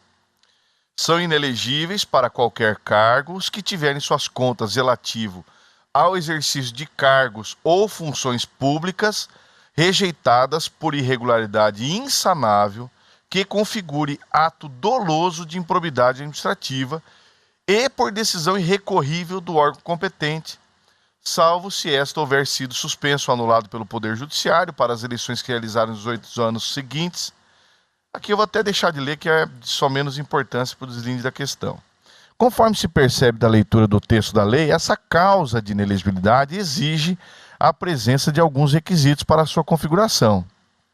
Isso porque, na linha da mais recente doutrina e jurisprudência do Colégio Tribunal Superior Eleitoral, abro aspas, nem toda desaprovação de contas enseja a causa de inelegibilidade do artigo 1º, inciso 1, a linha G da Lei Complementar 64/90, somente as que preenchem os requisitos cumulativos constantes dessa norma, assim enumerados: decisão do órgão competente, decisão irrecorrível no âmbito administrativo, desaprovação devido à irregularidade insanável, irregularidade que configure ato doloso de improbidade administrativa, prazo de 8 anos contado da decisão não exaurido, decisão não suspensa ou anulada pelo Poder Judiciário, RESP 24670, relatoria do ministro Gilmar Mendes, de 2016. Feita essas considerações, passo a análise de forma detalhada diante das especificidades que a matéria apresenta. As contas referentes ao exercício de 2013 do recorrente, na qualidade de superintendente regional do INCRA Mato Grosso, foram julgadas irregulares pelo Tribunal de Contas da União em virtude de impropriedades apontadas pelo relator. Abro aspas. Nos itens 29 e 42 desta proposta de deliberação, fecho aspas, assim especificadas. Então, item 29. Assim, a apresentação do relatório de gestão pelo senhor Valdir Mendes Barranco, com tamanho grau de incompletude, além de configurar descumprimento de disposição constitucional, artigo 70, parágrafo único da Constituição Federal, deve ser considerada grave infração. Tribunal de Contas 63/2010 e Tribunal de Contas 127/2013, não sei o que significa essas siglas aqui, a ponto de impor-lhe a irregularidade das contas. Prossigo, item 42. Ao contrário, o responsável, ao responder laconicamente ao chamamento processual, revela que não atuou de forma diligente a respeito desse relevante problema da superintendência, que pode se refletir na imagem, na credibilidade e na confiabilidade das ações que desenvolve. Não há nos autos qualquer indicativo de que o gestor tenha tomado providências de sua responsabilidade.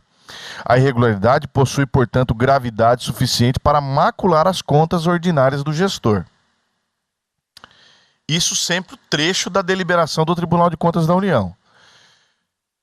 No que tange às contas relativas ao exercício de 2014, observo do acórdão número 10.558/32 de 2017, de 21/11/2017, que o impugnante foi responsável, na verdade que o impugnado foi responsável pela gestão daquele órgão durante um curto período de tempo.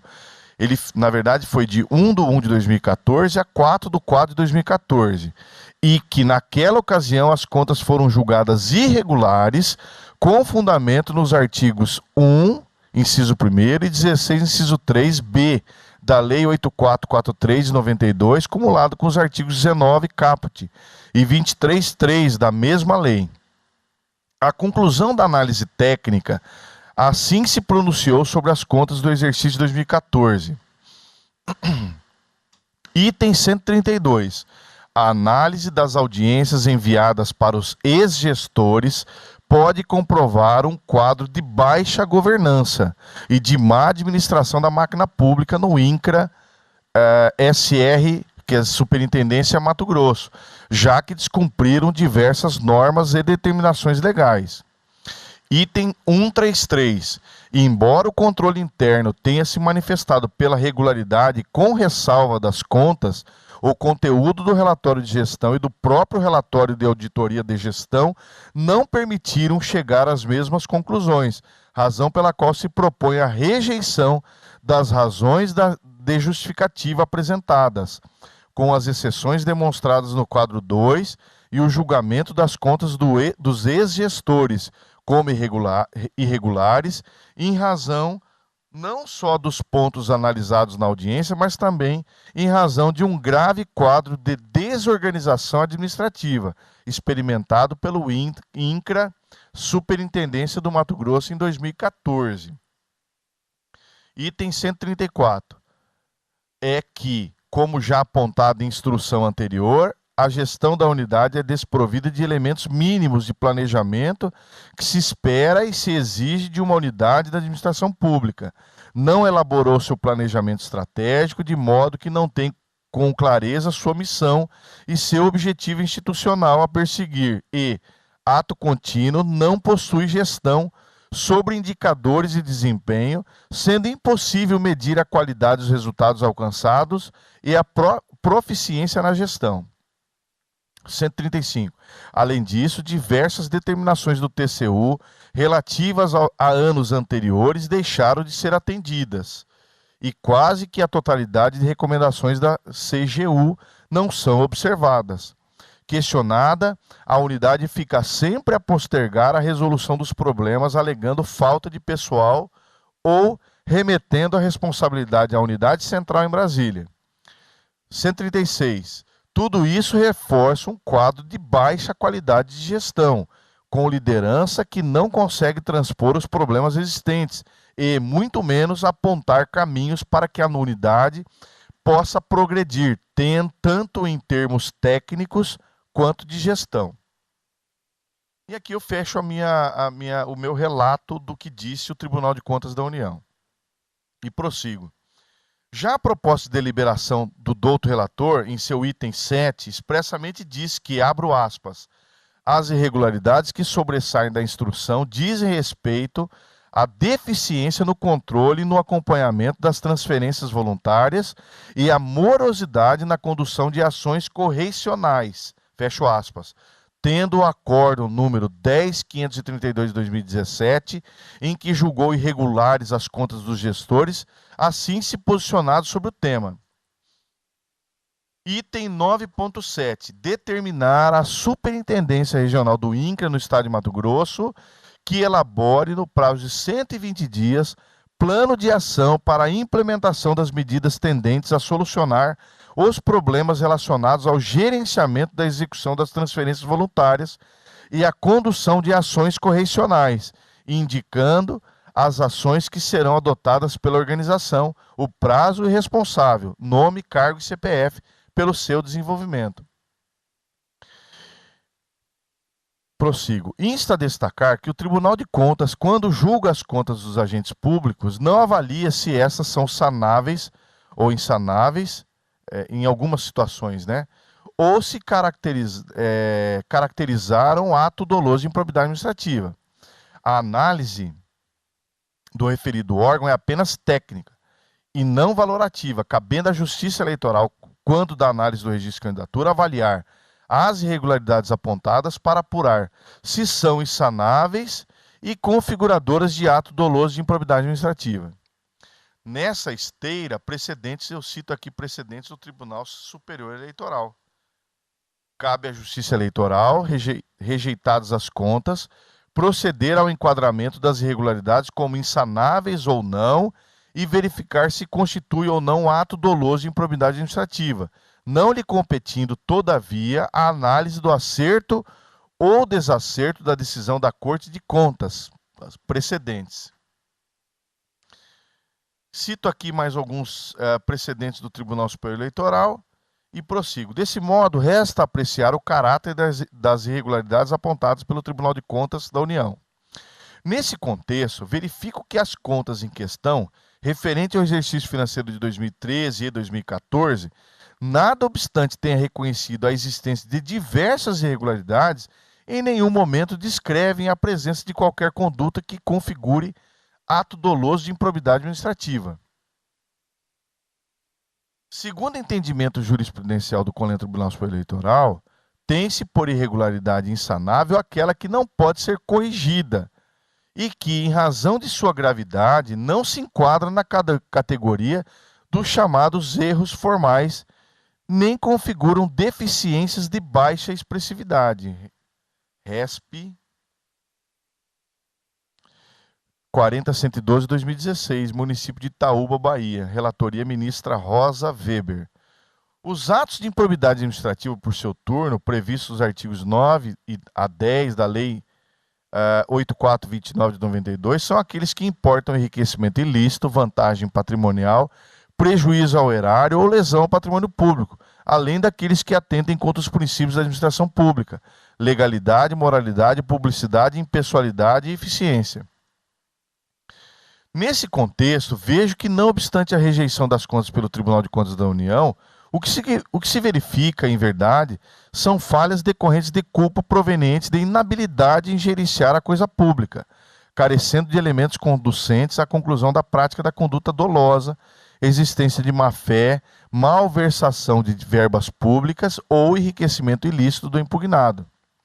O Tribunal de Contas da União, inclusive, não determinou ao candidato ressarcimento de nenhum valor ao erário, se limitando a impor multa prevista no artigo 58, inciso 2, da Lei 8443 de 92, destacando por diversas vezes a desídia do administrador e não o dolo como fundamento para a rejeição das contas e aplicação de multa.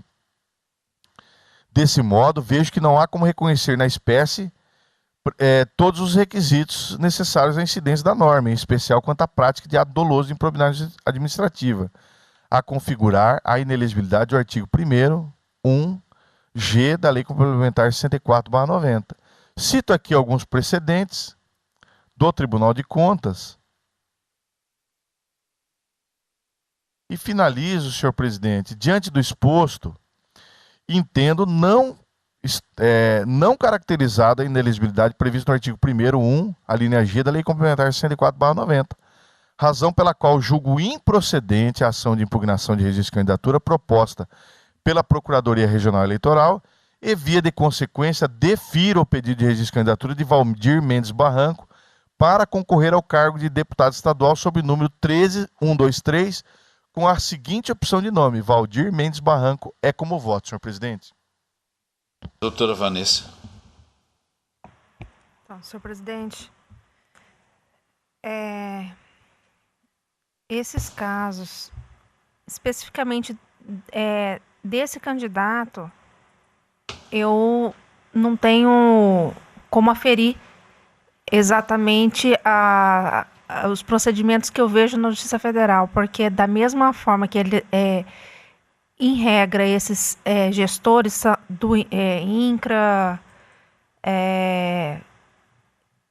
acho que esse aqui é exatamente do INCRA,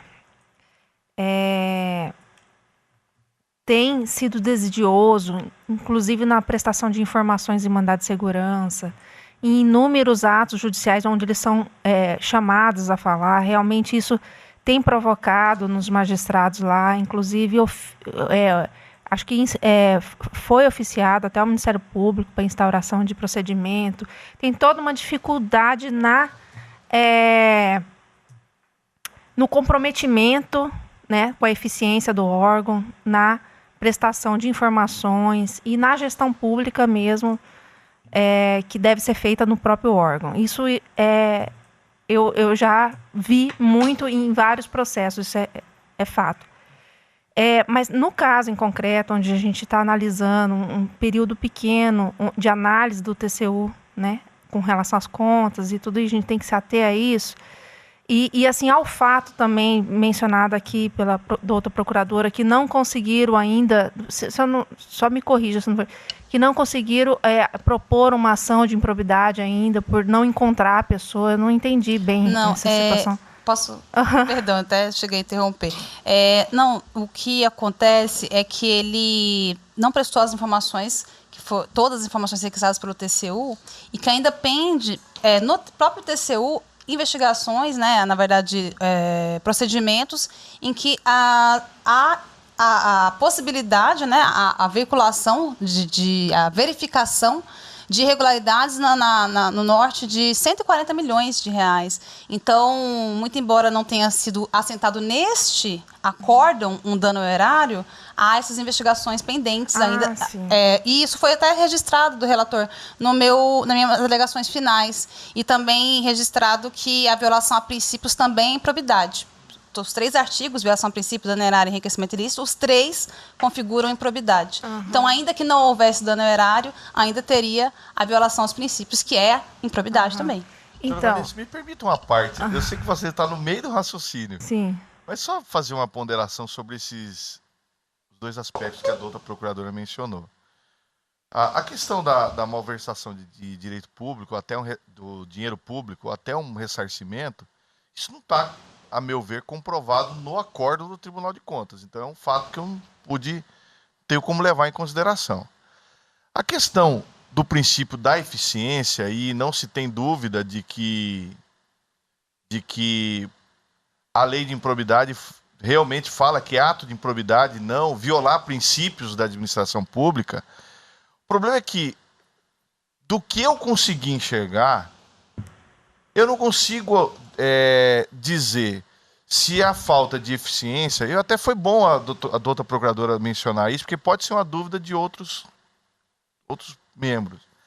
Eu não consigo enxergar se a falta de eficiência é exclusiva do gestor ou é do órgão como um todo, sabe? Então, nesse Então, ponto esse que eu é um queria problema, chegar. né? Então, Nesse ponto que eu queria desculpa, chegar, Ciro, né? mas- Porque o que a gente percebe é que o órgão todo ele funciona muito mal em vários setores. A gente percebe isso tudo. E quando algumas questões elas se tornam apreciáveis numa ação de improbidade administrativa, a gente às vezes nem consegue identificar de tanta ineficiência que tem em vários setores de quem que é realmente a responsabilidade. Então, isso é comum lá. Então, assim, eu tenho dificuldade de, num processo onde a gente examina assim, de uma forma que não houve uma ampla produção de provas a respeito se essa ineficiência ela é atribuída a esse candidato, por exemplo, né? Se pode ser atribuída. A gente não tem essa responsabilização subjetiva nesse processo, não teve produção de provas. Então, assim, eu não consigo, só com o que está aqui, chegar a essa conclusão de que essa ineficiência é dolosa. Entendeu? Eu não consigo. Então, por essa razão, apesar de que poderia ter sido, e pode, até numa eventual ação de improbidade, onde se visa, inclusive, apurar estes fatos de não responder aos órgãos, não responder ao Ministério Público, não responder à Justiça Federal, não comparecer em audiências, não prestar informações em mandado de segurança. Todo esse conjunto, se realmente, de fato, ele não teria... Só que isso não está aqui, né? Neste processo, não está sendo discutido, não houve ampla produção de provas nesse sentido. Então, por essa razão, eu não consigo reconhecer aqui o dolo, né, no que foi tratado aqui. Então, com esses fundamentos, eu acompanho o voto de Vossa Excelência. Doutor Antônio Veloso. Analisando essa situação, a configuração dessa irregularidade insanável, ela requer uma contundência maior, né? Pese a doutor procurador ter mencionado o ferimento aos princípios constitucionais da administração pública, a doutora Vanessa bem pontuou a extensão, a necessidade de aquilatar a extensão e a medida dessa configuração, né, do órgão, dos servidores, dele como representante. Então, configurar, né, essa situação da improbidade administrativa nesse passo, né, quando não houve nos autos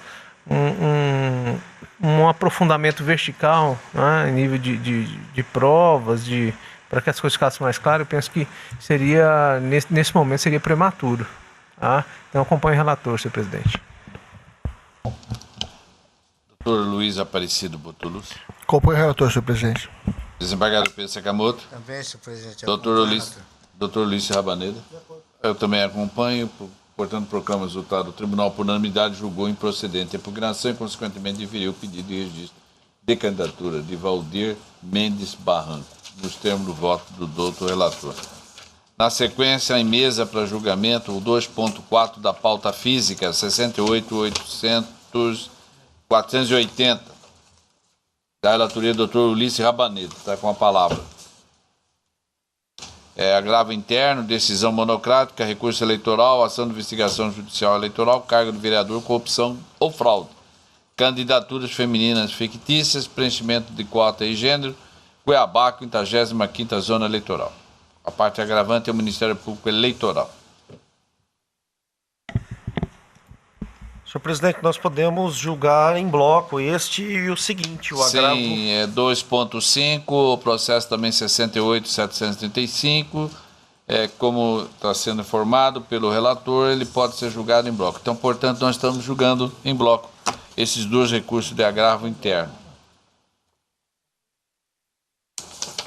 Ambos são originários da 55ª Zona Eleitoral.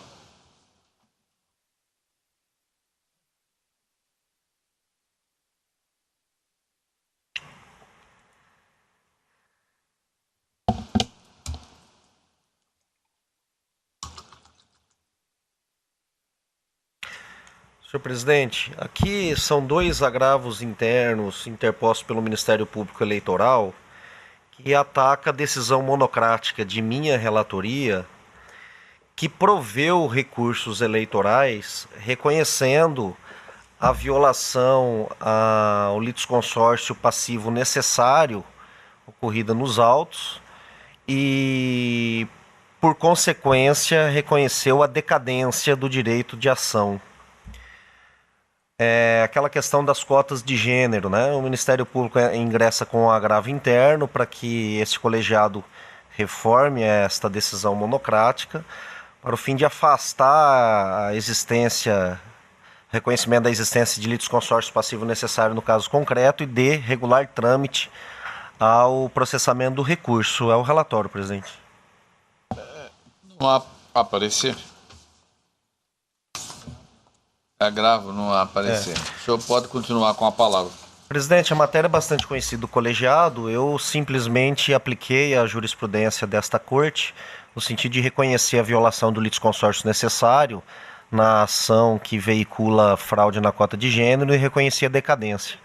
Com essas considerações, eu estou negando o provimento ao agravo interno. Em ambos, né? Ambos. Todos estão de acordo com a conclusão do que chegou o relator? Então, a proclamação em ambos o Tribunal, por unanimidade, negou o provimento ao recurso do agravo interno, nos termos do voto do doutor relator. Não havendo mais nenhum processo a julgamento, eu declaro encerrada a presente sessão.